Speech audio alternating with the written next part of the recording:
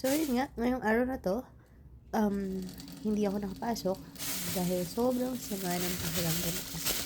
So, kanina, sumama na lang tayo sa inspection nung kliyente natin sa Respon. After natin doon, kumuha tayo ng ilang gamit, dinala sa Caloocan. Then, along the way, etong mangga na to, nakita namin. So, bumili kami 1 kilo. Ang magkano ba to? 200. Halagang 200 tong 6 na mangga na to. So, yun nga.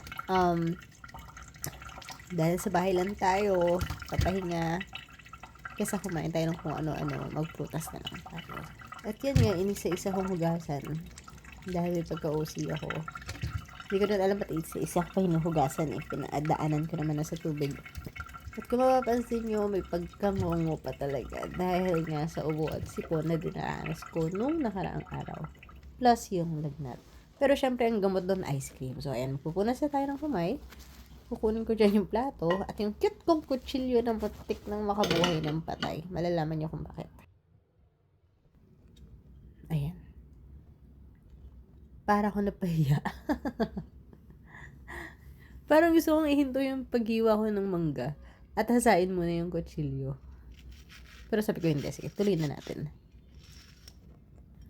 Ayun nga, medyo nag-struggle. Actually, hindi medyo eh. Struggle talaga yung paghiwa. Dahil dun sa kutsilyo na hindi matalim.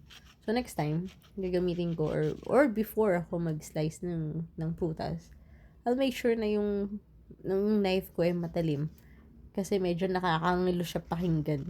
Mapapasin nyo, maririnig nyo yung gaspang ng pagkahiwa or baka nasasagad ko siya sa buto. Pero okay lang. Patabis naman yung mangga. So, sa part na to, nag-fast forward na tayo dahil medyo struggle talaga yung paghiwa ko sa part na yan. So, moving forward, dito tayo sa best part. Wait. Hindi ko pa siya kinain sa part na yan. Naisipan ko pang hatiin pa ng palahati pa. Kunin natin yung kutsilyo ulit. Balik tayo doon at yan. Hiwain natin siya ng mas maliit. Hindi ko rin alam kung bakit pero mas madali kasing kainin sa akin pagka ganyan eh. Kaysa yung gagamitan ko pa ng kutsara. Yan, kakagat-kagating ko na lang yan. Or babalatan ko yung parang alam yung mag-peel off ka ng saging. Tapos kakagatin mo na lang siya. Yun. Ganun. So yun. Ganun lang.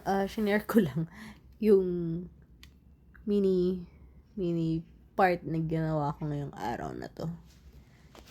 Tapos nga, yung hinuhugasan ko yung kutsilyo kanina. Yan naisipan ko na naman. So, asahin ko na kaya itong kutsilyo na to. Kasi nahihirapan ako maghiwa ng prutas. So, yun lang. Thank you for watching this mini vlog. Take care. Bye-bye.